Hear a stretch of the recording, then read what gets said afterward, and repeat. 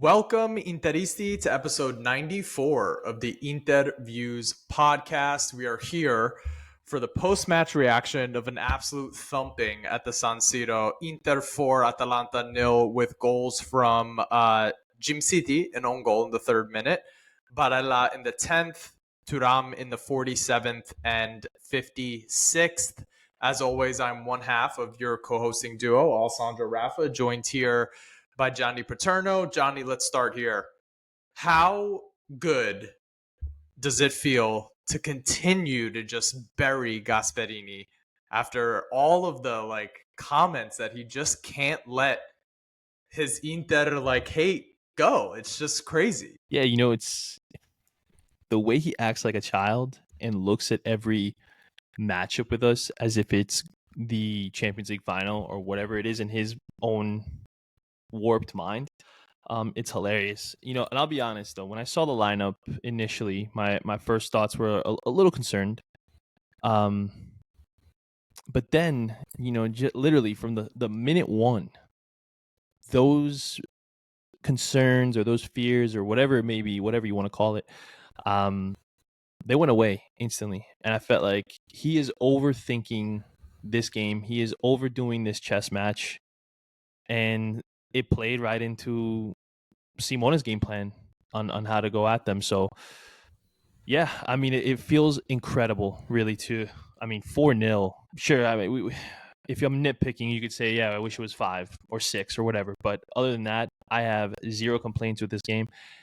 And you would think even on a little bit shorter rest in terms of not being a full week between matches, maybe there'd be a little bit of fatigue.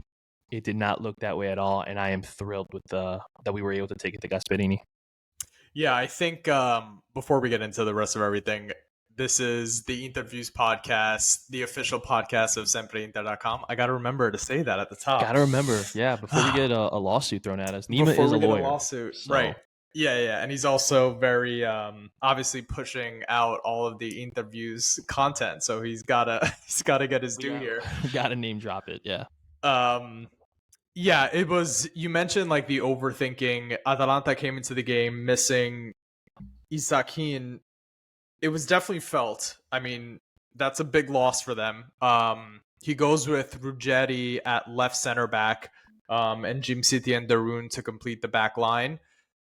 Instead of maybe playing Toloi or trying another option, it was an interesting shakeup. But he also sat Charles De Ketelaere, started Samardzic. So yeah, there definitely could be an element of tinkering on his end to try to get the upper hand over Inter, which he just has not been able to do throughout his tenure as yeah, it's been a little bit of a while actually since Atalanta's even gotten a victory against us. So fantastic. I could not be happier really with the results. And yeah, I mean, it just seems like the overthinking that he did ended up biting him. So I'll take that all day. And let's also throw out a quick reminder for everyone. Sabatini picked Atalanta to win the Scudetto over Inter. So just reminding everyone of sort of the media and well, I mean, I did pick him to go second, so that's not looking good either. So that might not be looking good. Only 1 point, 3 points. Yeah, 3 points. 3 points from 3 after matches, 3 games. So, all right, let's get into it. Groundskeeping. Tomas Palacios over the line, done. Signed his contract. Has taken his picture at the official headquarters, which is that means it's done. So very happy to see that go through on deadline day. He becomes our back left center back to Palacios, although if Augusto is available, he's likely going to play that spot, as we saw today with Bastoni. But Palacios was in the building.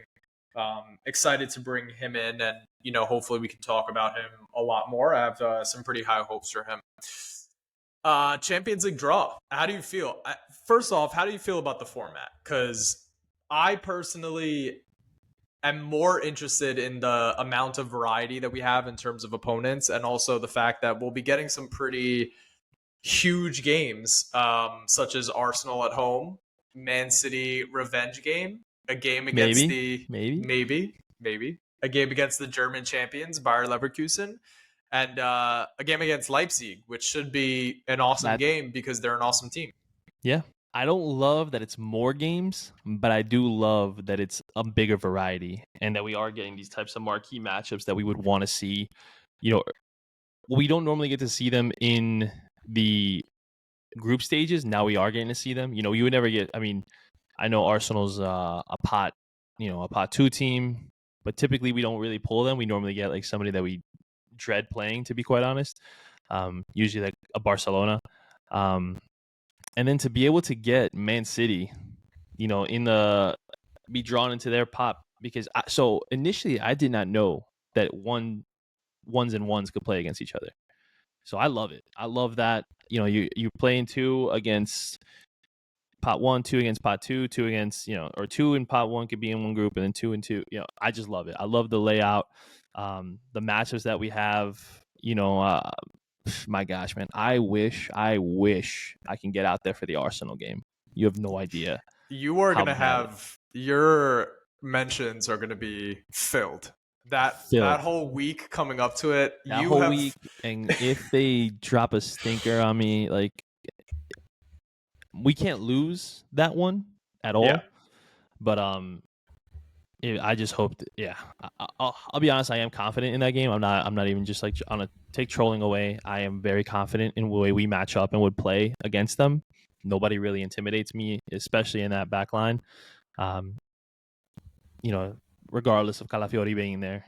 Although I figure he'll be starting by that point because, you know, that's Arteta's going to think that, you know, his light bulb might bring a different type of energy and light up the room differently or the sound, however he wants to phrase whatever nonsense he's going to come up with that match. But dude, I'm pumped. Leverkusen's going to be an interesting matchup. Leipzig, like you said, is going to be an interesting matchup. And let's not sleep on young boys. You know, they, or for whatever reason, that Swiss team, um, they aren't an easy out. They've gotten to the round of 16. Surprisingly, they've gotten out of their group in the past. Now, it's going to be a little bit harder with this format for them to make a deep run, but I could see them being a team that, you know, we may overlook and not take so seriously, and then it ends up being a little bit of a problem. But hopefully by that point, whenever that matchup does come, we have nothing to worry about. And if I'm not mistaken, this order that it's shown in right now is the Yeah. order that the matches will be played, correct? So no, it's actually the draw is coming out tomorrow, and Oh, it's okay. gonna be Okay. yeah, it's gonna be a random order. Speaking of the order, Interesting. I tend to feel like I want one or two of these games against the big teams a little earlier, um, because at this moment, you know, knock on wood, we don't know what happened after this game, but we're at full strength right now. As the season develops, like you expect, you know, to have some sort of injuries. I don't want to catch these big teams at a bad time for us. So that's sort Mm-hmm. of how I'm thinking about it. But what do I want you Man City Arsenal 1-2. want to right off the And I'll bat? say and the only reason I say it is like let's say for whatever reason it's not it doesn't go well for us in those first two games. We maybe get a draw and a loss, let's say. Then that still leaves you with 6 matches to make up for that. You're not Yeah. knocked out. You have an opportunity to be able to, you know, to make up the ground. Whereas if you need to, you know, at the end you have to play Man City away to be able to get through to the next round, it's a little bit harder. I mean, who knows? Maybe at that point, City's got it wrapped up. We don't know, but I would much rather get those tougher ones out of the way, see how we stack up, and then be able to coast. Because I would much rather be able to rest guys and have them fresh for the rest of Serie A, and then, you know, available for the knockout rounds. If we could rest guys against like, you know, whatever young boys, Monaco or Sparta, I'd feel much better being able to rotate there, you know, get a Fratesi in, get a Zielinski in, let that Emmy start for a minute, whatever it is, than being, you know, knowing that we have to play our big horses to be able to get through in the latter stages there. So, It's a couple interesting points. The Opta supercomputer says that of the big teams, Inter has the third toughest behind PSG and Liverpool. So I think that's interesting. But looking at these names, like it's not a nervousness that I'm feeling. I acknowledge that it's a very tough draw, but I'm excited. Like I'm excited to match up with these teams. I'm excited to match up with Arsenal. It's been a lot of back and forth over the past couple of years on Twitter, you know, and pitting the best in Italy versus the best in England it's going to be fun to do that. Playing against two of the best teams in Germany, whatever you think of Bayern, like these two teams are really good. If you haven't been watching, they're really good. So that's going to be exciting.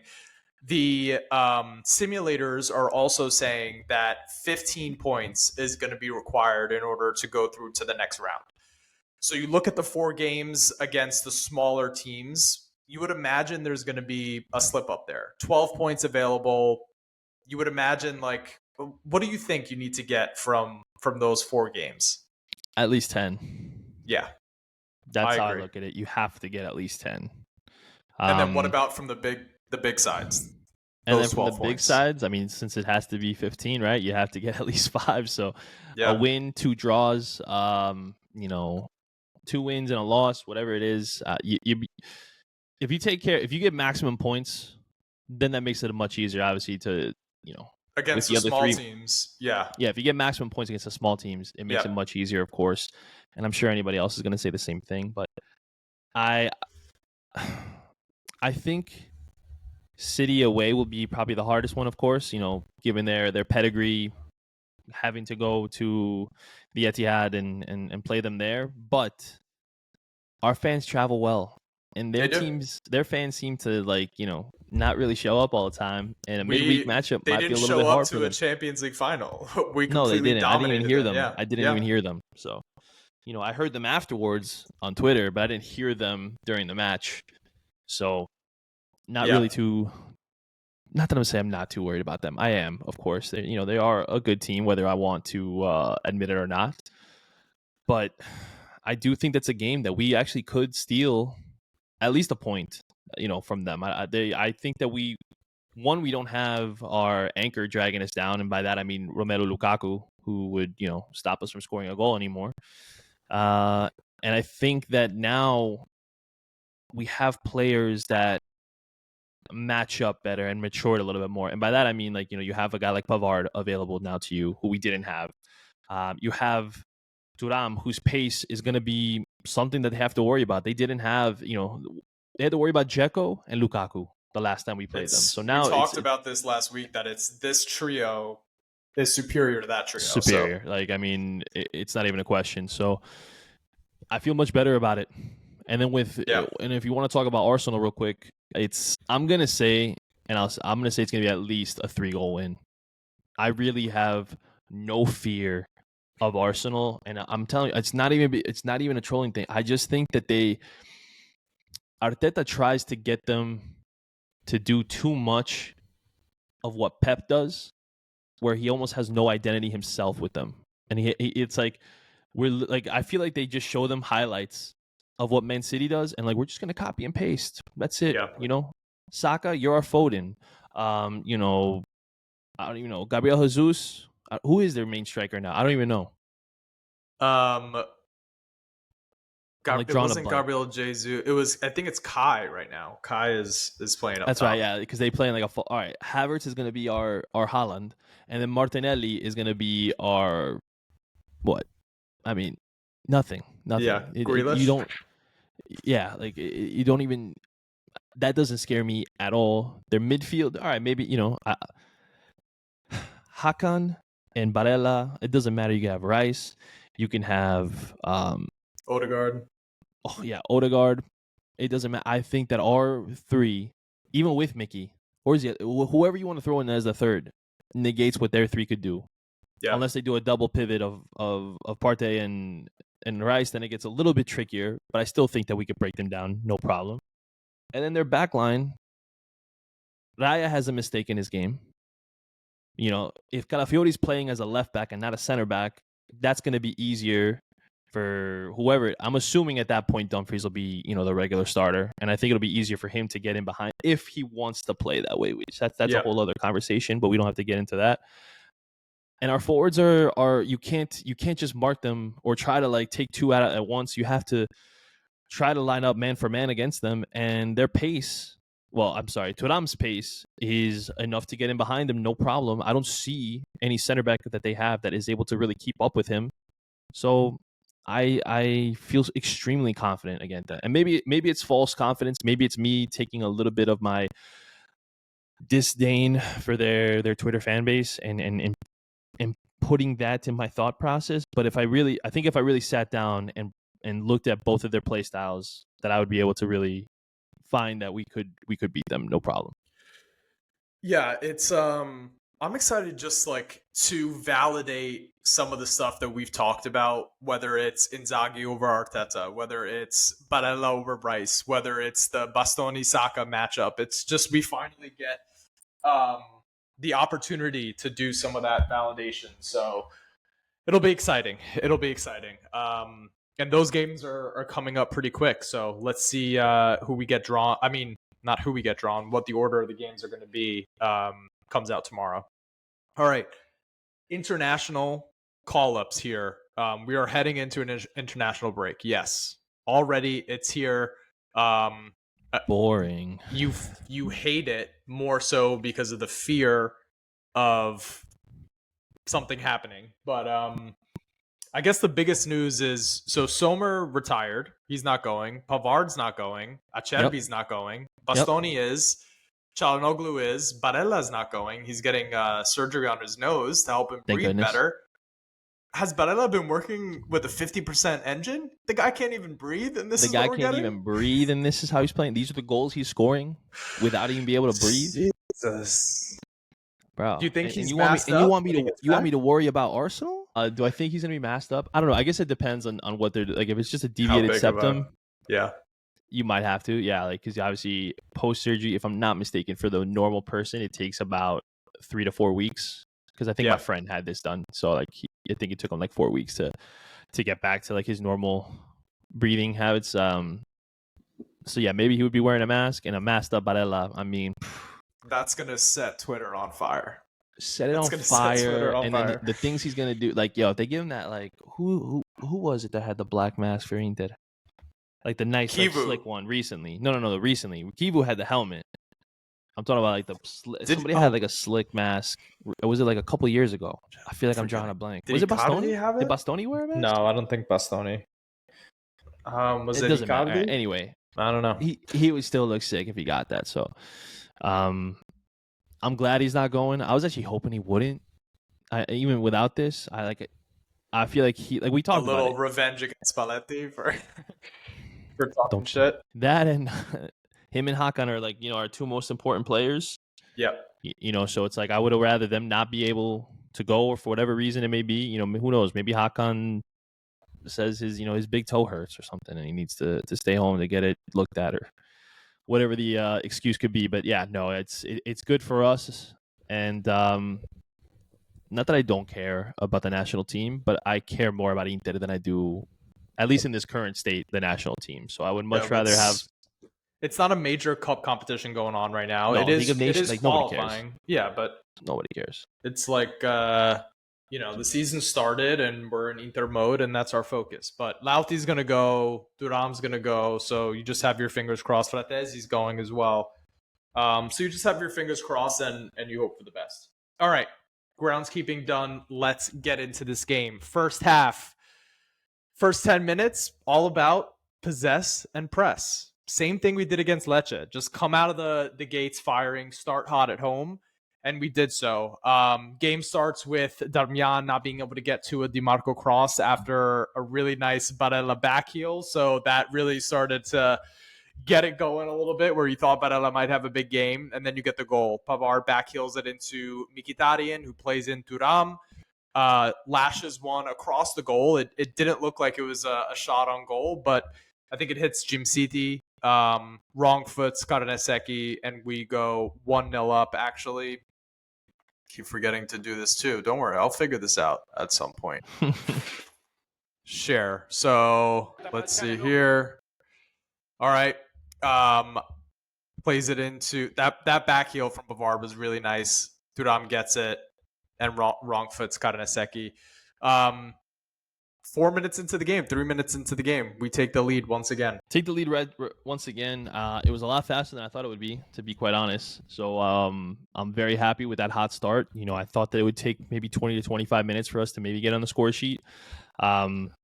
But yeah, to get a quick one like that, even if it is an own goal, it still feels good. It's like relieves that pressure off the team. You don't have to play as tense or as tight.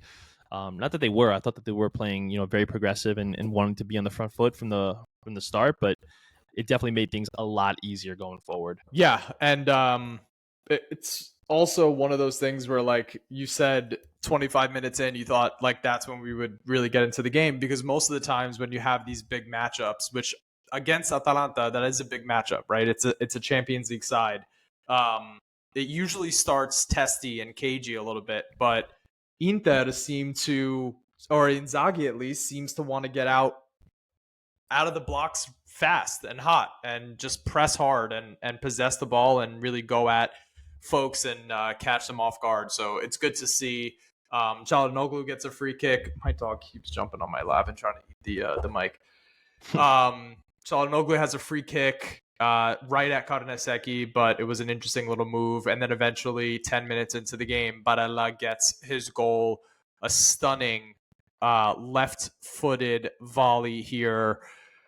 It says everything about the quality of the player, just being able to have this in his locker. All right, so we see the ball comes out. Barella runs onto it. I mean, that's sweet. One of the best goals you'll see in Serie A this year, without a doubt. Look at that. Jesus. Nah, you couldn't ask for a better goal.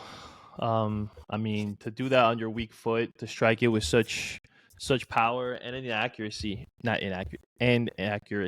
to be able to get that in the way he did and beat Karnesecki, who looked a little shaky actually after the first goal. I felt like he was like a little worried about everything. Yeah, and just absolutely beautiful. And then an equally beautiful celebration after it. I mean, it was such the pure joy in Barella, who he plays like an excited kid, to be honest. Everything that he does, whether it's good or bad, there is some type of reaction. If things aren't going his way, there is a reaction. And he's a kid. He's just a passionate player, and I appreciate that so much about him. So a well-deserved goal, and yeah, to be up 2-0 right there, I felt like that was it. Really, I didn't think that they would be able to get back into it.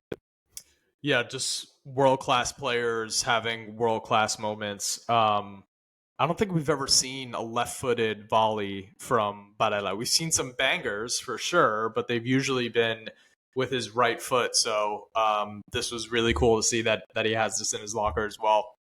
There was some good hold-up play from Retegui. He gave Acerbi some problems in that first half. After those first 10 minutes and we went up 2-0, we dropped off and started selective pressing a little bit. There was a switch from Lazar to Zappacosta, who fired in a shot saved by Sommer. Samardzic started dropping deep and really looked up for the game. Obviously, he has a connection to Inter. That fell apart at the last minute because of his dad. And after getting smacked 4-0 today, maybe he's feeling those regrets a little bit more. Some good hold-up play with from Thuram, had a nice 1-2 with Mickey to release Di Marco down the left-hand side. Then we took the foot off the gas completely. Retegui turned Acerbi in the box after a whipped-in ball from Lazar. Yeah, that shot went over the bar. That was the Acerbi looking like the age got to him a little bit, because Retegui is not really known for shaking people like that, and he got shook. He got shook on that one. Then we hit the post. Thuram gets into the box. Shot bounces off the bar and goes wide. There was a header from Brescianini. Did you think he should have passed to Mickey there? Definitely, he should have passed to Mickey there. But I feel like I didn't think so. You didn't think so? You think it's a case of like striker, get your goal kind of thing? Take it. I don't think he would have. Given the way the players were tracking back there too, I don't think he would have been able to get it over to him unless he played it early, which he took a few dribbles into the box. So yeah, I didn't really think that was going to be able to get across, and I think he did the right thing in that situation personally. If he had laid it off, potentially you kill the game right in the first half, which would have been. And then also potentially Mickey skies it over the net by about 3 feet. There's a chance that would be the case, but Looked a little. I'd say a pretty good chance that would be the case. We'll get to Mickey at the end because I have some things that I want to say here. Okay, so there was a Brescianini header, a turn and release by Lauti for Chala, a nice combo with Barella and Thuram with a back heel. And then first half ends. It was mostly just like ineffectual Atalanta crosses there at the end of the first half. There's also a little fun moment between where Darun was holding on to Thuram and he was just like, it looked like he was running in slow motion there. I need a gif of that immediately. The first half ends there. How were you feeling going into the second frame? Totally confident. Really felt like I'd say for at least, I don't know, 43 of the 45 minutes, it felt like we were really in control of that first half. There was very few threats going forward. Like you said, the probably the biggest threat was that opportunity by Retegui, where he puts it over the crossbar, and that was really it. Like, I mean, I didn't really think that there was much to worry about. I think maybe the Samardzic, I don't remember. Yeah, that was in the first half where it went just wide. That kind of left Sommer standing still. Yeah, that might have been it too. But even the way he struck it, I wasn't really too worried about it myself. So I felt very good heading into it. I was like, you know what, like let's get a quick third one. That was my mindset, and then be able to get fresh legs out there and get some rest for our much needed players that should be getting the rest. Speaking of getting a quick third one, almost immediately as the second half I got my wish. starts, we get a Bastoni plays in a throw in, and there's a bit of a scramble in the box, and Thuram just puts it in. That was one where I really felt like Atalanta was missing Isakin, because it just was uncharacteristic that you see something like this. So it'll play back here in a second, but you see Bastoni just launch it into the box. I think an Atalanta player actually gets to it first. Let's see here. Come on. There you go. Like Jim City or something heads it right back, and there's just no one trying to get to it. Thuram just pokes it in, like a real striker's goal, a real poacher's goal, which is not typically what we see from Thuram. Yeah, no, very, very off character for him, which isn't a good thing. You do want to be able to see your strikers develop different little wrinkles in their game, and to see him be able to get that perfect poacher's goal, it kind of reminded me of the type of goals that not our manager Inzaghi, but a different Inzaghi would be able to score. A little less technical, just being able to get into the box, which that works. A goal still counts. It's not like you get prettier or more points for creativity. So as long as it gets in the back of the net, I'm happy. He was obviously thrilled with the goal there and the finish, and I love that he was able to kind of outmuscle the defender who was kind of marking him there, to be able to get his foot out there and poke it in. If they're going to decide not to be aggressive in their box and, play that weakly in 100%. their box, then it's good having a striker who wants to fight for everything. So Inter goes up 3-0. Bastoni was winning a lot of head balls today. He went down for a second, looked like almost he was concussed, which was a little worrisome. He eventually was one of the first subs off the pitch for Carlos Augusto, so hopefully he's okay. DiMarco plays across to Lautaro, who volleys wide. Lauti was, as far as finishing is concerned, a little bit off the pace, but did a lot of good things. We'll get into it in a little bit. Lauti and Thuram combined to set Mickey on a breakaway. He puts it wide. Another volley attempt from Barella after a corner. I noticed that we were also building out from the back a lot with Mkhitaryan, and Chala was stepping up the pitch. I don't know if it's because they had Brescianini and Samardzic maybe trying to mark him out of the game, but interesting new wrinkle from Inzaghi as far as our build-up play is concerned. And then eventually we get to goal number 4. Another kind of a similar thing here, where that's the wrong video. Another similar thing. A ball comes into the box. They're just not really being aggressive with it, and Thuram ends up putting it in, and we go up 4-0, which is it's good to see, because you have Juventus beating the likes of Como and Verona 3-0, and everyone crowning them the eventual champions. But they forgot about Inter, and Inter could go out and do it to good teams too. So, yeah, just awesome to see. A nice poker from Inter. I mean, let's be honest. It's only the third match. We're not that great. It's Juve's year. If you listen to the way Juventini are talking, based off matches against, like you said, Como and Hellas Verona, top tier clubs in Serie A, difficult matchups. I mean, the fact they're in the Champions League. Both in the Champions League, yeah. If you talk to Juventini, both outspent Juve. If you talk to Juventini, essentially, it's incredible. It's incredible. Apparently Thiago Motta has restored faith to Juventini. They've never thought that this day would come. You would think that they were coming out of the most banter of banter eras with the way that they're talking about this Juve after 2 matches, having played absolutely nobody. Yeah, it's insane to me. Like they laughed at us for drawing Genoa. They've been competing in Champions League. I can't wait till you guys play them.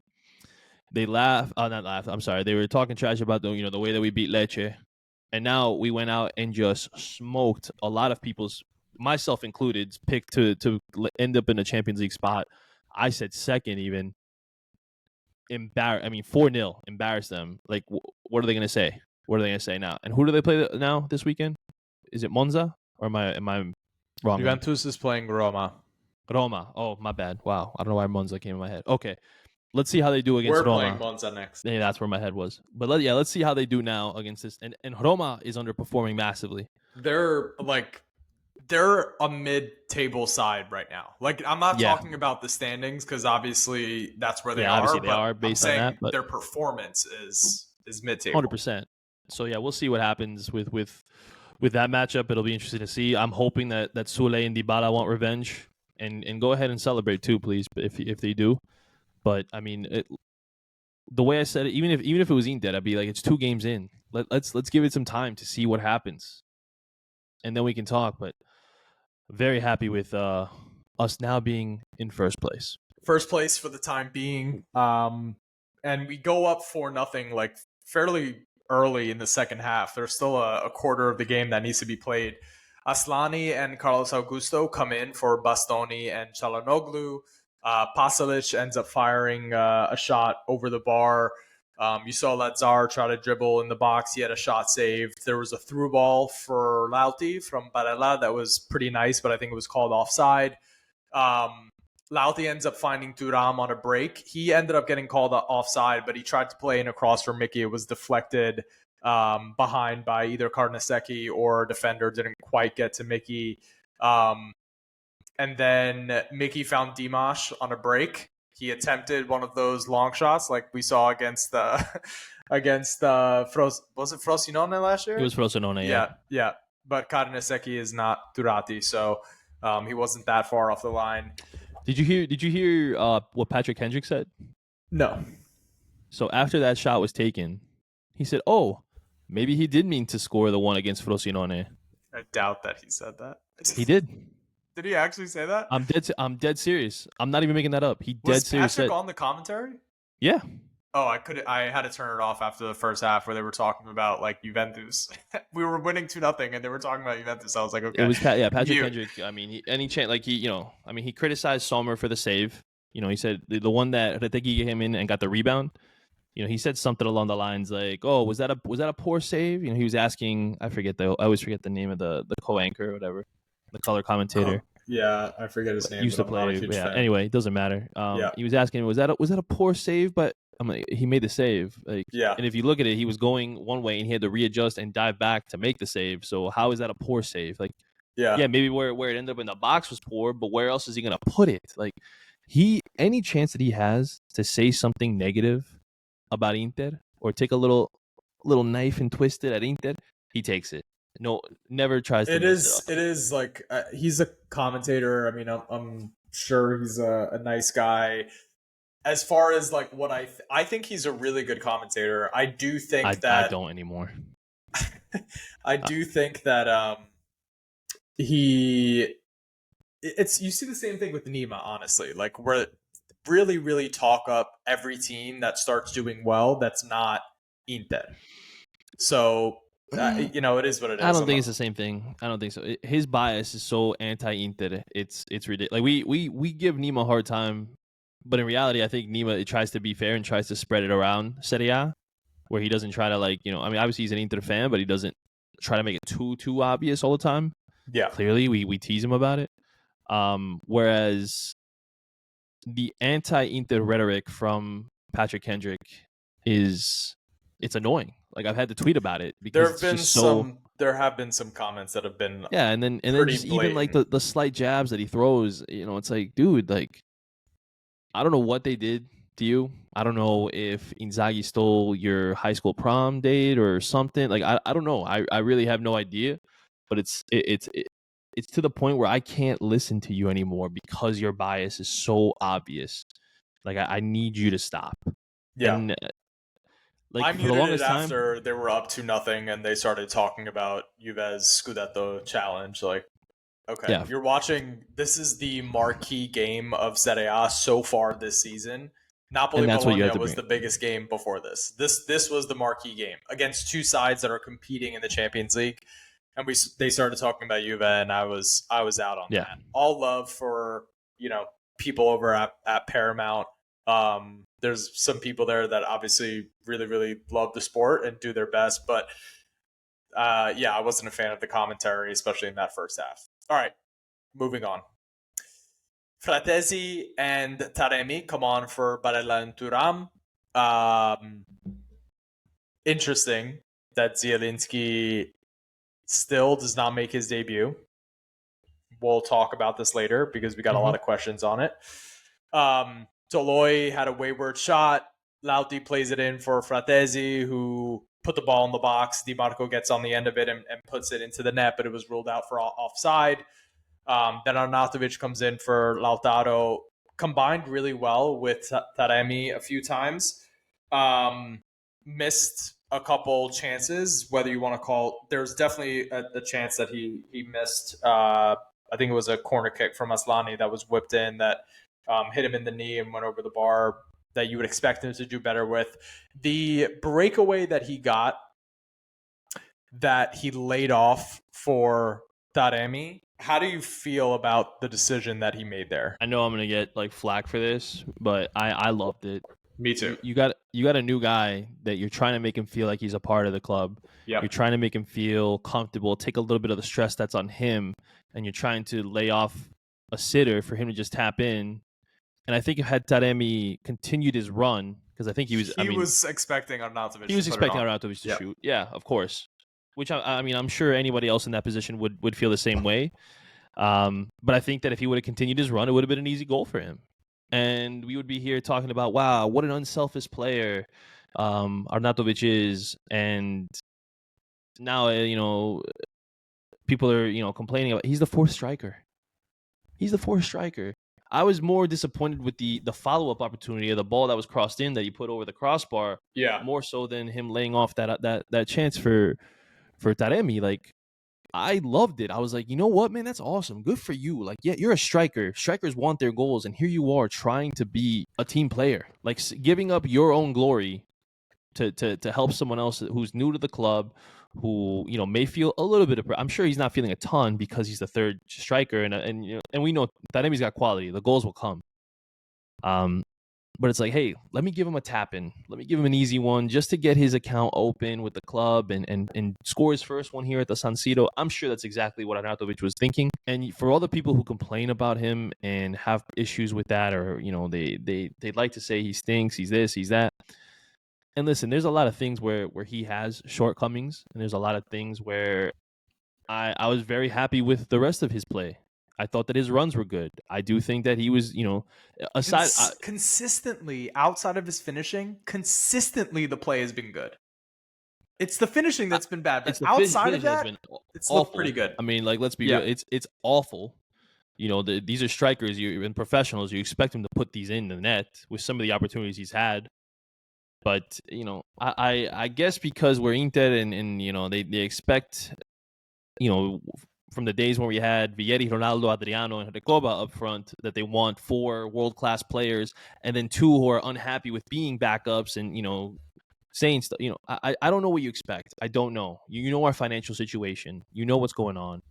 And for him as a 4th striker, I am very happy with his efforts. I'm very happy with his performances. And maybe I have lower expectations than other people of what a 4th striker is supposed to do. I don't know. Call me crazy, but they're supposed to do exactly that. Play for the last 10, 15 minutes max at the end of a game.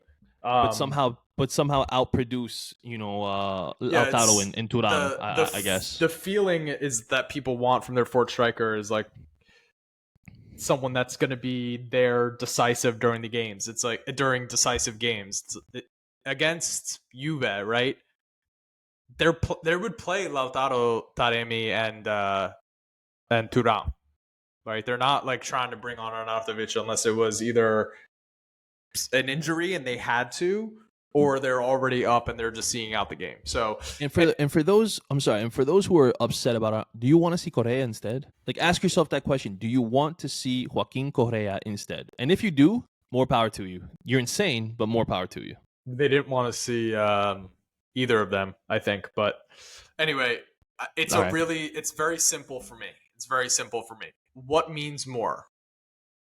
5-0 or Taremi's first goal for Inter at the San Siro in front of the home crowd? Taremi's first goal. The fact that he made that decision there on the pit, like while being on the pitch, we're saying, oh, obviously you'd rather have Taremi get his first, but he was on the pitch for that and he thought about his teammate. So that says a lot about him. 100%. It says a lot about him. So, all right, game ends 4-0. Inter on 7 points. Yep, 7 points right now. Top of the league. 6-0 in our last 180 minutes. So feeling good heading into the international break. Let's do these player ratings quick because we've got a ton of questions. Not a ton, but a good amount of questions here that we're going to go ahead and answer. So we'll start with Sommer. Anything that you saw from him that felt unsafe or shaky? I think in the first half, that comment by Patrick Kendrick was made. Either there was a shot that he just like parried straight down and it was in a dangerous area, I guess maybe people there, or it was a pass that was into a dangerous area. But anything from Sommer that you saw today that gives you concern, or you want to praise him particularly? Okay. I loved his play. I felt very secure with him at the back. There was nothing to worry about. And to me, it was a 7 out of 10 performance. Like, not really tested much, so you can't really give him more, but he did what he had to do, and I'm fine with that. Okay. Backline, Bastoni, Acerbi, Pavard. I thought Acerbi looked a little shaky against Retegui in the first half, but great after that. He was really good. Really good going forward today, or just more expansive. I don't know if it was super effective. Yeah, I wouldn't say he was really good, but I would say yes, more expansive for sure. A little bit more of a risk taker in sometimes. Not that he put us in dangerous situations, but he was leaving his position and getting further up the pitch. So yeah, it was that Mkhitaryan and Barella dropping back, and then he was going into the midfield, which is a different look. A different look. So I thought he had a good game. Bastoni, I think, won every single aerial duel. I thought defensively he was awesome. I love the fact that he wasn't that involved today, and we still had a huge game. Because typically, if you look at the pass maps and the data afterwards, Bastoni is like top in touches, top in passes.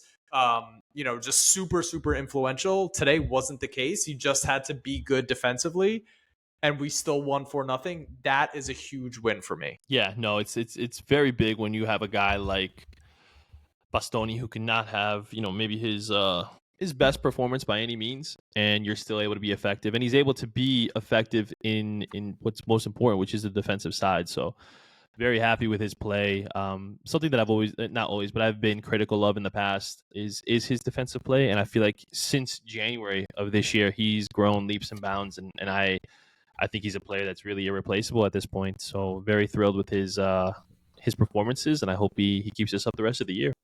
Yeah, part of our core. So it's good to see that, he just did his job tonight and he didn't have to put the team on his back. Pavard, effective when he did decide to go forward, didn't do it much, but effective when he did. Yep. Really solid defensively, just a good game from him that continues to sort of quiet down the bisexuals that want him to start. All right, the flanks. DiMarco, much better today than the last two Way matches. better.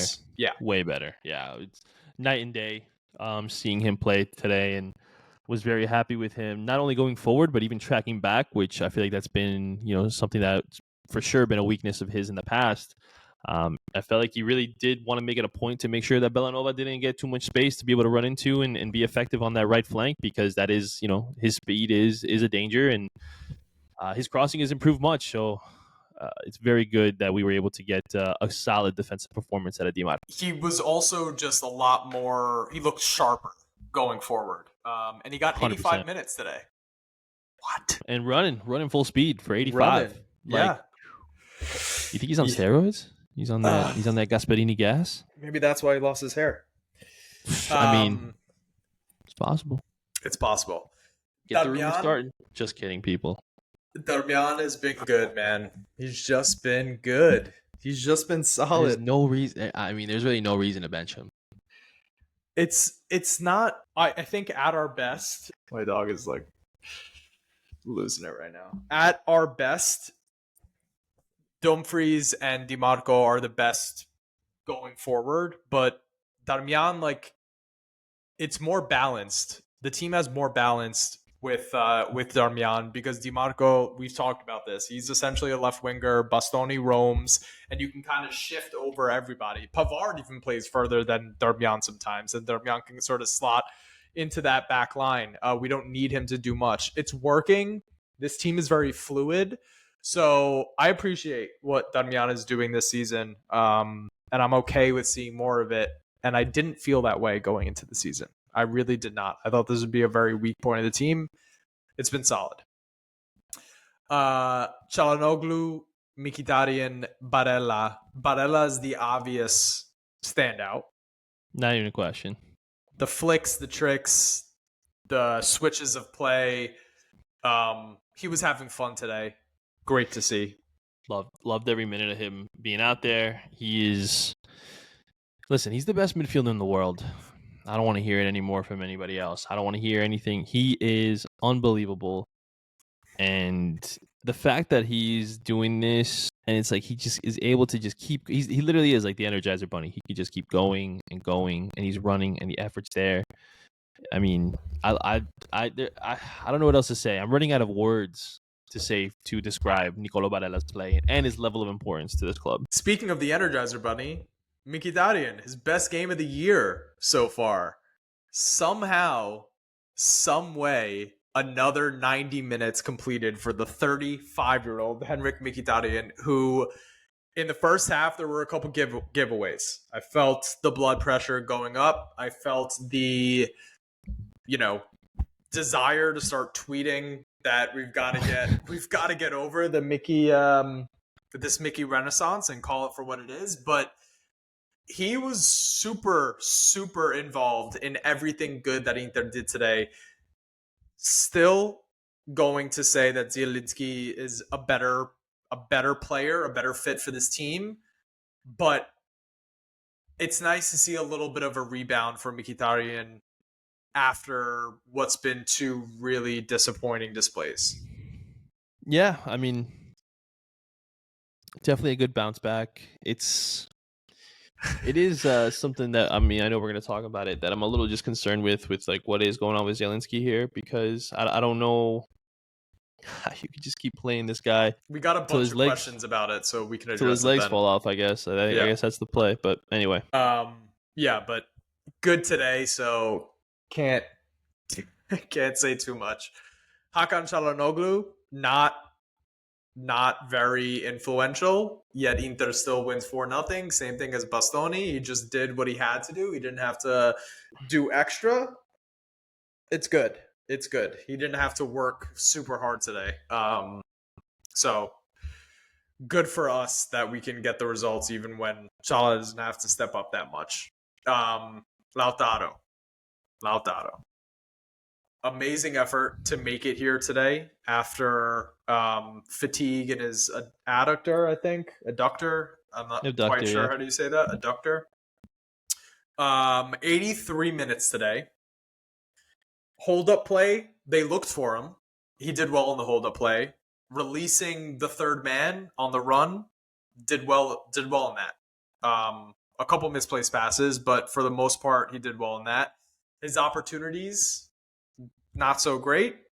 And there was a couple moves where he looked a little slower than everybody else. How do you assess Lautaro's performance today, knowing that the preseason he did not have the same amount of time as everyone, the injury he's coming off of, but he is our captain, he is our capocannoniere. What do you make of Lautaro's performance today? The goals will come. I think form will pick up here soon. I think we just need to be patient. The guy played at the Copa America, and that is a very taxing tournament on your body. It is not like Serie A, very physical, a lot of cheap shots, a lot of, stomping on your foots and elbowing in places you don't want to be elbowed and pulled down when you're going up for stuff in the air. Like, it's not easy. It is pretty ruthless. And the way, Colombians even feel about Argentinians, it's not great. So I'm sure there was some things that, we didn't get to see on camera that occurred. And, it's a quick turnaround too for when preseason starts, and he had to get that rest in and be able to get back up to speed and allow his body to recover. So I'm not too concerned with it. Yeah, do I wish he was scoring? Absolutely. But right now Thuram's doing that. And that's kind of what you want from a player, from your second striker, to be able to pick you up when the other one isn't performing up to his standards. So maybe because things are working out for us now, it's not a concern in my opinion. Maybe if further down the line this tends to keeps being a problem, or it's the goals dry up for Thuram or whatever it is, then you could start worrying. But until then, I feel totally fine with it, and I'm sure that he will turn around for us.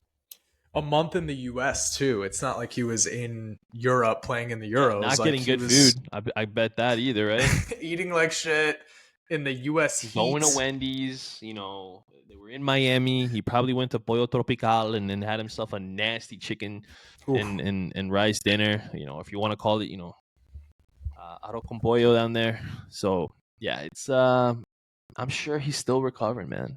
And I guess that restaurant will not be sponsoring InterViews pod after. I hope not. But listen, there's a little place on Coral Way. Well, it used to be there. I don't know if it's still there. But when I lived in Miami, it was called La Cremita. If you want some good Cuban food, that's where you hit. If they want to sponsor us, we can put them on a sleeve for the next jersey or something. But I can promise you they're not sponsoring us now. But hopefully, with Johnny's endorsement, we can get something done there. If they're still open. If not, then hey, well, welcome Digital Bits, right? We just signed a sponsorship with a blockchain company, so really forward-thinking Inter here, which is not typical for sides in Italy. Thuram, 3 goal contributions today. The own goal it's on him. He was played in. It's his. He was the one that put it into the danger. I've spoken with the Statcasters over at Lega Calcio. They will be crediting Marcus Thuram with that 3rd goal. So now we got 5 goals, 3 matches. I mean, he's on a pace of 110 goals. I don't know. I just made that up, but he's yeah, we got to get into him. There was questions about him and what this means for his season, but they did say on commentary that it looks like it's going to be his season, which I appreciated because this looks like we saw a dangerous player. What questions were there about him? Who had questions? I'll go through. No. Oh, you're talking about questions for the pod. I thought you meant like in general, like there's questions about him. All right, anyway, questions for the pod. Gotcha. Sorry. So I think we're seeing. Last year we saw a really dangerous Thuram. I think we're seeing a player who's now like, I know this league, what I need to do to make the impact, and he's showing up. He is showing up. And the 2 goals that he scored today, I love the fact that they were like shit house goals. I love that. You Yep. know, get a little dirty in the box. It's Ugly poachers goals. Give them to me. yeah. So several subs. We talked about Arnautovic, so we won't go through that today. We won't go through that anymore, I should say. Carlos Augusto and Davide Fratesi, first off the bench. Augusto, same thing that we said last week. Defensively, a beast. Did not have to see him get forward because he was playing left center back, which I think we'll see a lot of this year. So just really feels good to have someone as reliable as him come off the bench for us. Yeah, no, it's something that I think goes unheralded for sure. His input defensively and his work rate, it's always there. It's never lacking. Maybe it won't be the smoothest of play style. Maybe it'll have some things that you wish were a little bit better, but the effort will never be lacking with him, and you gotta love that. I think that's something that Interisti could really endear themselves to, as a player who gives it all for the colors, and that's huge. The Brazil call up means a lot to him. And I would like to see him play more. Obviously, DeMarco was outstanding today, but he deserves it. Like he's not of the quality of a bench player. He has starter qualities and potential. So I hope he does get back into the Brazil side, and I hope he does play more for Inter. Aslani, it's the same story every week, looking a little bit out of sorts defensively and hitting a couple of nice like long balls and switches up the pitch. It's literally the same story every single time we see him. It's the tackling doesn't make sense. The positioning, he gets caught out, and then he'll hit a couple gorgeous switches, and that's it. That's what he does. Yeah, I mean, I don't want to beat a dead horse with him, so I'll just echo everything that you just said, and I don't know what it's going to take to change that, but hopefully something eventually clicks with him. Fratesi off the bench gets a lot more time. Also, a similar story, not super involved in the play, except when it comes to being around the box in the penalty area in the final third, where we saw that he had a couple opportunities to be dangerous. We almost got a couple goals out of it, so that's what he does. There's not a lot to say about him. Taremi combines super well with Arnautovic. Who do you think is the better strike partner for Taremi, Lautaro or Thuram? I think Taremi and Lautaro have too many similarities in their game. So I would say Thuram, because he brings that pace and that ability to dribble his man. And I think that his hold-up play is good enough that if he does beat his man, he's able to hold it up and wait for Taremi to catch up to him and join the attack. So, I know Nima didn't think that it was the best first partnership between Taremi and Thuram, but I think it's only going to get better. And I really do think going forward that would be a more impressive duo up top in terms of chemistry and output. I think they in and around the box would combine really well. Like they would be able. Yeah. Taremi has good vision. Like you saw it today with the link up play with Arnautovic. Yeah, he's really good player. It's like this. It's like what we said last time. We're always going to see Augusto. We're always going to see, even though we didn't see Dumfries today, which was interesting. We're always going to see Taremi. Hopefully. All right, so that is all of the player ratings. Let's get into these questions here. Okay. We have a question from at IndroHari1908 on Twitter.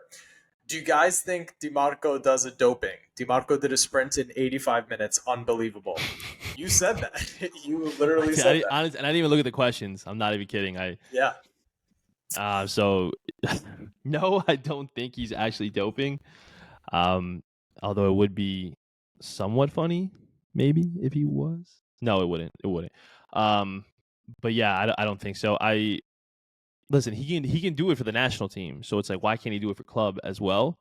Now, I do think it's good of Inzaghi to rotate them. I think that's a smart thing to do, especially if you're trying to hold the lead. I think that Augusto is better defensively and would be able to provide more defensively than DiMarco does. He likes to give his man a little bit too much space, so I think that's why he rotates them so much, or you're pretty much always guaranteed to get, new wingbacks. So, yeah, I mean, the potential's there. I just I don't think it has to involve juicing. Although who knows? Like we said jokingly, maybe that is what's causing the hair loss. But you would also think he would do better if it was. So Yeah. No, he's not. He's not doping. are you sure? He just had a great game. He just had a great game, and we couldn't take him off. All right. So here's the thing. You guys asked 1, 2, 3, 4, 5, 6 questions about this Mkhitaryan and Zielinski. 6 of them. Yeah, Let's go. situation. So let's go through. Let's read all of them off the bat, and then we'll have a sort of a bigger discussion. So, at Jerk says, when is Inzaghi going to rest Mickey? Average Kesa asks, is Zielinski dead? Up 4-0 by the 60th minute, and he rides the bench. At M6 Adam _ do you guys think Inzaghi's subs are always late? Most teams make. Actually, we'll save that one. He does ask about Mickey, but we'll save that, was one. A different one. Yeah, say that. When do you at I am Ant Pharaoh, when do you think Zielinski will become a solidified starter over Mickey this season? November 1st. Why isn't Zielinski playing? Did he suffer an injury?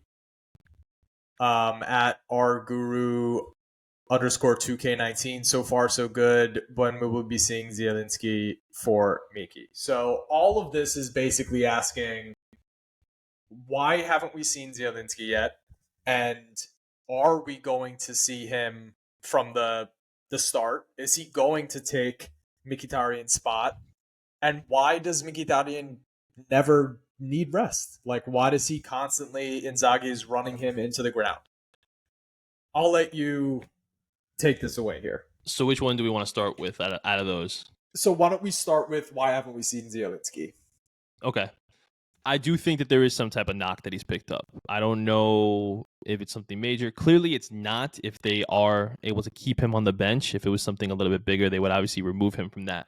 But I think that he feels, hey, we got these games to control, or even when they are late, if we're chasing a goal, not that you don't need Zielinski.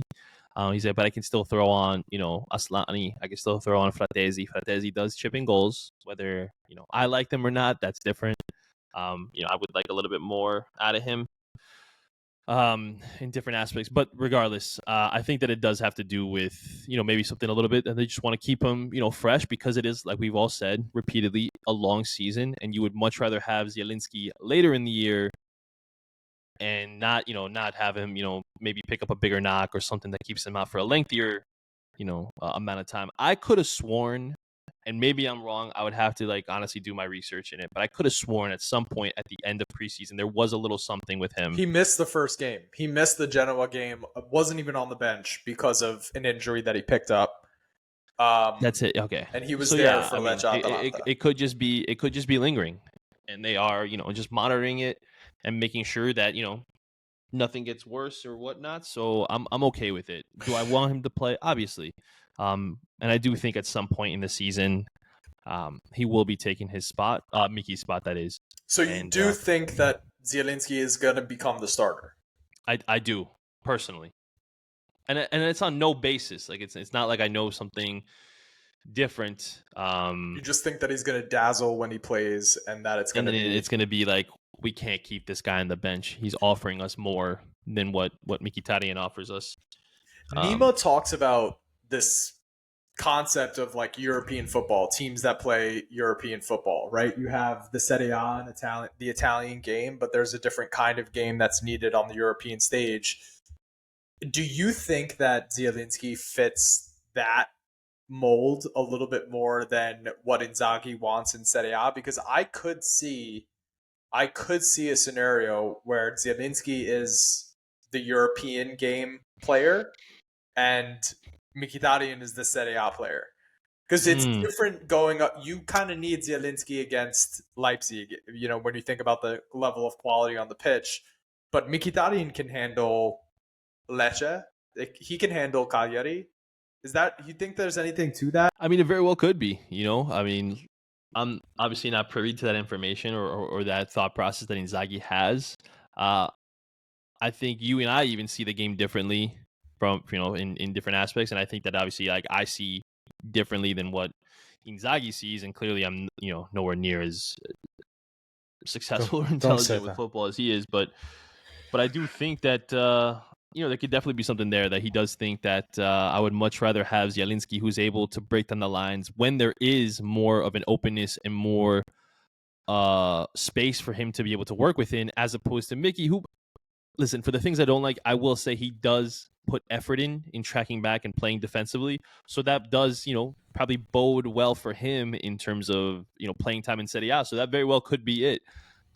Now, I like players who are more progressive, who offer more offensively, who have a little bit more flair, better passing and stuff like that. I mean, that's why if you look at my favorite players, I think my top three are, well, I'll have to say four because this guy's up there too, but it's, Schneider, Royce, Ozil, and Eriksson. What do they all have in common? The ability to pass, break down defensive lines, and Game breakers. yeah. So, I mean, that's why I want Zielinski out there instead of a Mkhitaryan. But if I want to get wins, I do think Mkhitaryan, in terms of what he offers defensively, would be better. Because Zielinski could be, he can't be lazy. We saw it at Napoli. He's It's there. definitely not going to track back the way He's that. not. He's not. It's just not in his game. So that exactly could be the thought process that Inzaghi has. Yeah, it's I want to see him. I just want to see him. I was positive. I want to see him. Yeah. We brought him in for a reason. I want to see him. I was positive we were going to get him today, but it didn't shake out like that. I think one of the other sort of knock-on effects of this not playing Zielinski thing is that Mkhitaryan's been on the pitch and Çalhanoğlu and Barella have been the ones getting rest. So like you can't hate that. Like you don't want to put too many 90s on those legs early in the year. So if I have especially to put since 90s we're going to on a Champions League final and a Club World Cup final, you want them fresh. Yeah, it's a lot of football. To that sentiment, let's move on here to somebody asked, hold on, bear with me. At a person 1352 asked treble season. Thoughts? What do we just consider any three trophies a treble season, or are we talking about one of them has to be a European competition for us? Is it the classical treble? So not a domestic treble. Now, okay, could it be Serie A, Supercoppa, and one of the European trophies? Are we going to say that's a treble, or it has to be the Coppa Italia? It's got to be the traditional treble. Then I'm going to say no. Domestic cup, I'm going to say no. Competition, and I'm going to say no. Only because the Coppa Italia, I don't think we're going to take seriously. Yeah. And I hope we don't take seriously. Yeah. 8 games guaranteed in the Champions League. I want that to be the focus over, playing Empoli in the round of 16. Have they even put out the Coppa Italia round of 16 yet? I don't think so. Oh, they have. They have actually. Did they? Yeah, I'm pretty sure they've released the schedule. But for me, this is as confident I've felt in an Inter squad in, a long time. But not yet. I don't love the amount of games that we have to play. For sure. I don't love the amount of games that we have to play. I'm very nervous about how that's going to shake out. Okay. At M6Adam _, do you guys think Inzaghi's subs are always late? Most teams make double or even triple subs at the 60th minute, but I don't remember Inzaghi doing that. So he did, like the 64th minute, I think, make the Fratesi and Augusto change. I don't think that they're too late because the halftime subs are either if you need to switch something up tactically, or there's an injury. We haven't really needed to do that. Like we're either going into the second half like it's tied or, we have the advantage and there's not really a need for him to switch up things. He always uses 5 subs. Like I like that. We're always getting the 5 subs used. As far as it being too late, I think you can have the conversation about too late if like the game is calling for something and he's not doing it. That hasn't really been the case here. Yeah, I mean, I feel like he's learned since probably December of last season, because I would say early on in last season he would wait too long to make subs, and I think once January came around is when he really started like using his subs properly, bringing people on when we were like crying out for them, and bringing the right people on. I think that's also important, that you don't just bring on people for the sake of bringing somebody on. You bring in somebody who can have an impact and be able to really help out there. So, yeah, I think he's definitely improved for sure, and I don't think it's late anymore. I'm sure at some point it'll be like a Milan game where he'll wait too long and I'll get upset. But right now he's got it figured out. Yeah, I think it's really good that he uses all 5 and we get to see our squad week in and week out. At sniper_11, is Arnautovic's confidence lower than the floor? I don't think his confidence is low at all. I think he's missed a lot, but he's not playing like an unconfident player. I think he actually feels very confident when he gets out there. An unconfident player doesn't want the ball at his feet at all. He's trying to pass it as quickly as possible every time. Doesn't want to dribble. Doesn't even want to. Even if they have space, they don't want to dribble if they're unconfident. So I don't think he's unconfident. I do think that yes, the finishing has not been good by any means, but I don't think his confidence is lacking. Yeah. Is Acerbi the best center back in the league? You want me to answer that, or you want to take that? That was his question. He has 3 questions. No, Acerbi is not the best center back in the league. I agree. Who's the best center back? I'm thinking just like center back. I think it's Bremer, but I was gonna say Buongiorno. I was thinking also Buongiorno too, but I'll say, although he hasn't he played on the left side. Yeah. Now, but if we're talking about just center back, well, now I don't even think Bremer plays center. Now they play in a back 4. They play in a back 4. You're right. So, if we're just saying center back, then I guess Acerbi by default is, since the other guys have been moved around. It's either he and. Listen, the right answer is it's Tomas Palacios is the best center. 21-year-old, 13 games in the Argentinian top flight. But no, if we're going by those parameters, like who is a center back, then yes, Acerbi is. Yeah. Other center backs that you can, if they were playing. If I was making a top 3, see that's tough too, because I mean. Stefan De Vrij? No, come on. Buongiorno, Bremer, Acerbi, and Bastoni would be in my mix. Yeah. But I would say less for Bastoni on the defensive side, more for what he could provide going forward. Yeah, I agree. We almost had Bremer on this team too. And Buongiorno. Anyway, this group has played such a beautiful brand. This group has played such a beautiful brand of football. How will it hold up in the UCL? That's a great question. Yeah, I'm super confident in this team over 2 legs.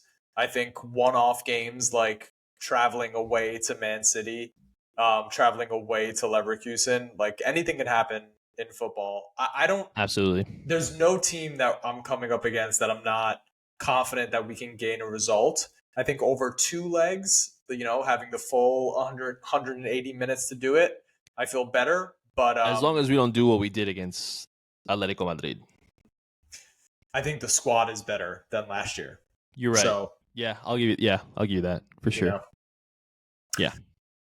All right. At FC Andre 1908, would you take Trent Alexander-Arnold on a free next year as a replacement for Dumfries? I mean, I'd obviously take him. It's not happening. It's definitely not happening. Yeah. Yeah. I mean, I would agree. He would definitely give me Hakimi vibes. For sure. But it's almost now you don't even know because he's been shifted inside so much lately. Yeah. You don't have, well, that's the thing though. If you start him and DiMarco, that's a problem. If you start him and Carlos Augusto, very different. Very different. Because you could almost do what the national team did when Conte was manager, right? Where one of the wingbacks kind of drops back and plays defensively, and the other wingback is allowed to just free roam and do what he wants. Yeah, it's a little asymmetric. Yeah, so that's where it gets a little tricky. It's definitely an interesting thought. I agree with you. It's not going to happen. We're not going to. One, we can't afford him. Two, I don't think he would ever want to leave England. I don't think I could it's see him very, going to like Real because they can afford his wages. Yeah, but it's very rare for English players to want to come to Italy. And I'm not counting McTominay because he's Scottish. I'm talking about like actual English. Like, who's the last one that you can remember? Ashley Joe Young. Oh shoot, yeah, Ashley Young. Forgot about that. I was gonna say Joe Hart, but yeah, Ashley Young was the last one. I mean, and that was on the tail end of his career. So, although he's still playing for Everton, crazy. You know, the thought of Pavard, Barella, Trent, and Thuram combining on the right hand side of the field is insane. I mean, it would be nice. It would be insane. Isn't am I right? Is Hakimi available on a free next year? 6? I thought it was 26. Maybe it's 26. Yeah, you're right. Actually, that sounds. He'll be available for something next year because he's not renewing with PSG. That's for sure. Now, I mean, Zio Beppe, if you want to do me, can you do something for me? Let's see. They may sell. Let's just do a swap, just a straight swap. Dumfries for Hakimi. He's locked in on his contract, and the other guy's walking. Now you got a player in. Who knows? Luis Enrique could be a big Dumfries fan. At a person 1352, we've heard from him a few times today. Asks Thuram capocannoniere. I love this question. I love the thought of him. He's already out to a lead over Lautaro. He could be growing into. Yep. He could be growing into like that second season, like rocket prolific ship. Fan. I'll say no, but I'm going to ask you this rebuttal. Let's say he does win. Does that mean that he gets sold in the summer? Does somebody come in and make an offer? Yeah, he's gone, right? If he scores, it's not even if he gets capocannoniere. If he scores 20, he's over. Gone. He's without gone. question. No doubt about it. The only way I see Thuram getting a third $5 season, side bet. Yeah, no problem. Okay, I'll say if he gets 20, we don't sell him. He's gone. I think it's more me wishful thinking. Deep down, I know he's gone. But dude, anyway. If Oak Tree is still the owners, I might as well bet you $5 right now because that's it's probably happening. If Oak Tree are still the owners next summer and they got a release clause, they probably don't even have to meet the release clause. Honestly, if they got a capital gain of 65. It's over, dude. It's over. And you're going to have to root for Jonathan David for the next 5 years. Stop it. Honestly, this podcast would be nuked if Jonathan David ever came to Inter. I'm not even kidding. I would nuke it to the ground. You would have to find somebody else to do this with. I'm not even kidding. I would lose my mind. I would watch the WNBA before I would watch Jonathan David in Inter colors. He would be coming in younger than Thuram when Thuram came in. I don't care if he's coming in with $100 million to help us buy transfers. That guy should never, ever. He is Napoli level. At best. I think that it's gonna happen. I don't know why. Stop. I think it's gonna happen. So I'm trying not to kill the idea in my head right now. But anyway, we're going on a little tangent here. All right, last question. Oh no, we already answered it. You just ruined my day, bro. We already answered the thought of that. My days. You brought ruined, up Thuram getting sold, bro. I didn't bring up. I wouldn't bring up. I was gonna ask like, who would you want if you get? But now you just brought up that bum. You know, the ideal coming in would be if Thuram left. Yeah, Benjamin Sesko. I didn't even know you were gonna say that. That's who I really would want if I. Damn it! If that would be the ideal guy for me too. It's the perfect swap. The pace is not there. The pace is not there. No, but the technique is better. Yeah, his technique is superior. I think you're right. I think his technique is better. Yeah. And let's see if he scores a bunch. I mean, it's not really going to be possible because if he scores a bunch for Leipzig this year, it's going to be, if he scores a bunch for Leipzig, he's probably going to Bayern Munich. The biggest transfer in the EPL was only 63 or 65 this summer for Solanke. Solanke, Dominic Solanka, Solanke. which is Who it's cares? wild on two fronts. He is so bad. That was the player that commanded it, and that was the height of it. I think that there And it might be was a little Tottenham. shift here going on. There might be a little shift. I think the Osimhen transfer. I haven't checked Twitter in a second, so Haven't heard anything about it. Yeah, that might break it. But bro, Sesko, man, it's weird. There hasn't been like that. That's honestly the only place I would want that money to go. Do you think owners got a little tired of what $100 million, 100 million euros means when they see Caicedo, Mudryk, well, Chelsea guys doesn't like care. that? I think the last I saw, Chelsea's trying to get Jadon Sancho too. Like, I how did many see wingers that. do you need? How many wingers do you? All right, anyway, we're getting off on other teams here. Need him to go there though, because you don't want. If he goes to Juve, he ain't doing nothing either. Like, he's a good player. He's English. He is English. Let's finish it off with this one last. This wasn't a question that was asked, but it was something that was discussed on Twitter this week. Raul Bellanova, since we were having a little reunion. Opportunity lost. Is that what we're going with? Is that what you're? Yeah. 100%. Opportunity lost. It's just because it's crazy for a club that needs money to redeem him for 7. Even if you thought, oh, you know what, we're gonna keep Dumfries, or like if you keep it. Listen, it's not a knock on Tejan Buchanan. I actually do think there's a player there. I 100% think there's a player there, but also the player I would rather is have there. Italians. The player is there because he played under Juric for a full season, which wasn't happening at Inter. But all right, let's say you buy him and like you loan him out because you at the time you still had Dumfries and Darmian. I would much rather have the ownership, and now you could have been the ones that profited 18 million on a player. Yeah, that's the answer. I don't have anything more to say to it. That's the answer. You would have loaned him out.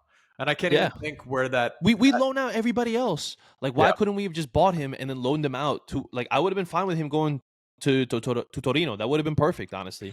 If we knew about the Lukaku deal earlier in the summer, we would have signed Dzeko. We would have re-signed Dzeko, and instead of doing, might have signed Dybala, but instead of doing that 10 million instead of throwing that 10 million at Arnato, look, so let's say you don't throw that 10 million, right? You re-sign Dzeko because you already own them. You get Dybala on a free. So there's your strikers that you bring in. And then that money that you put towards Arnautovic, now you throw that and you still have 3 million. And you own Bellanova. They probably wouldn't have signed Carlos either because they would have had Darmian. No, they could have, because they sold Gosens. That was basically money in and money out. Like that literally the money basically went from Union Berlin to Monza. So if that was how it played out today, then this squad today would be Lautaro, Dybala, Taremi, Thuram. No, Taremi. Well, you don't know if you get Taremi. Maybe you don't know if you get Taremi. Maybe like you still have Dzeko. I don't know. Yep.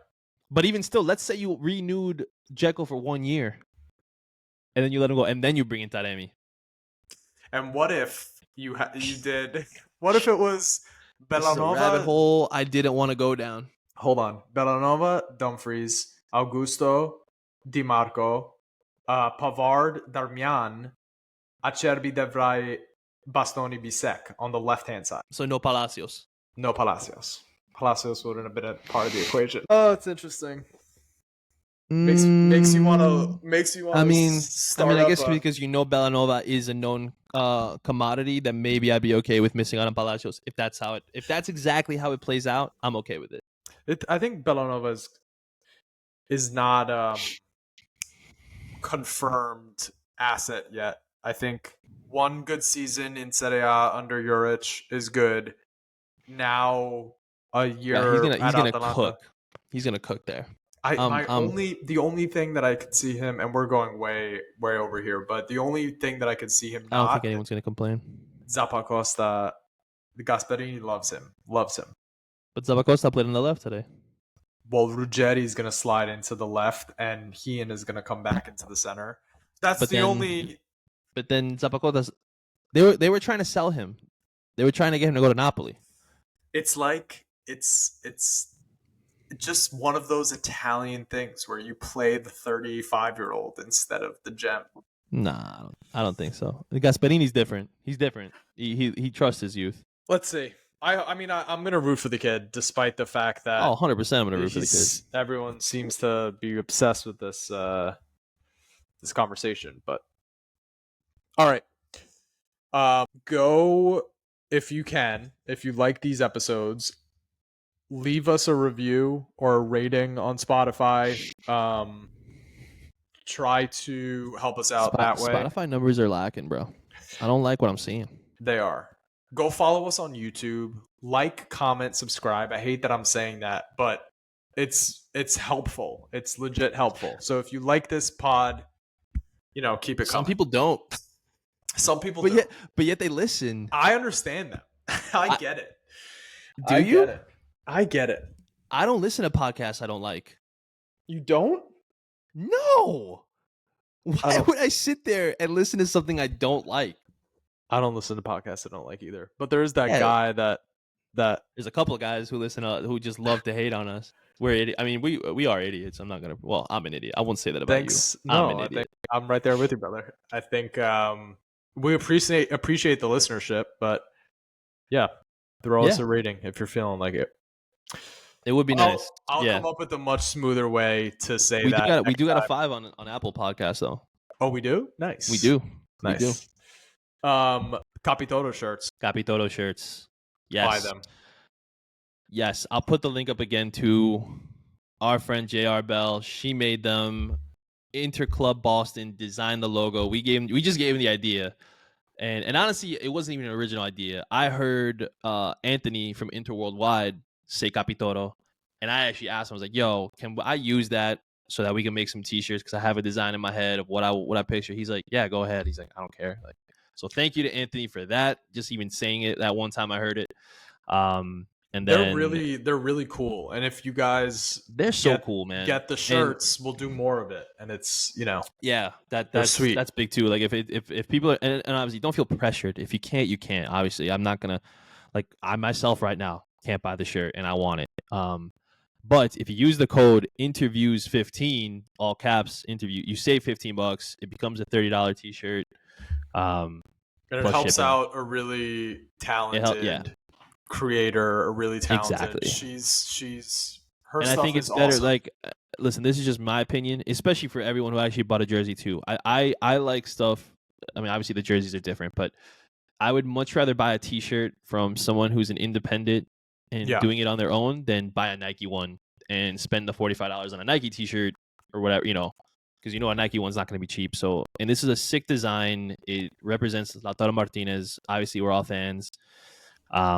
He's going to be with the club for a while, so it's not like you're buying a Lukaku jersey and then he's out. Yeah, I mean, yeah. So I'll put the link up again for her shop to be able to get it. It'll probably I'll just get the one actually directly for the t-shirt while it's up there. So yeah, just get on that.